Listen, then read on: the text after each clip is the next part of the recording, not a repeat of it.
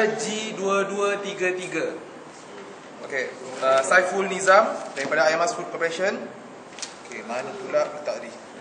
Okey, soalan pertama tadi, apa yang saya belajar?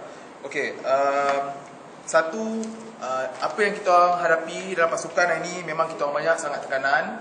Daripada bawah, naik, turun, bawah balik, naik balik. Memang kita orang ditekan, dan saya rasa dalam satu masa tu pun hampir semua dah emosional dah.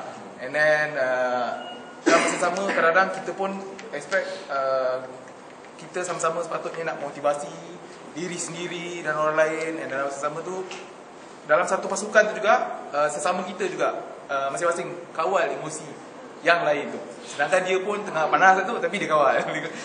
Okay. Jangan putus asa. Memang tak boleh putus asa. Walau apa pun memang kita orang kena buat juga. Habiskan juga, selesaikan apa yang ini.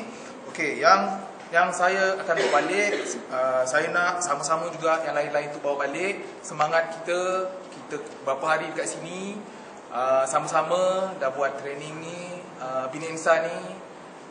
Lepas tu pada saya, kalau kata kalah menang tu, saya rasa semua orang dalam hati, simpan dalam hati, kita sama-sama menang. Semua menang. Okay. Ya, itu boleh bincang dengan MD saya. Saya tak ada masalah. Saya memang nak pulih kan dia mula-mula. Tapi tak jadi sekarang. Saya pulang kalau nak tanya dia. Kita dah tak ada masalah untuk menang atau kalah. Pada saya sekarang ni, kita sama-sama. Okay. Sekian, terima kasih.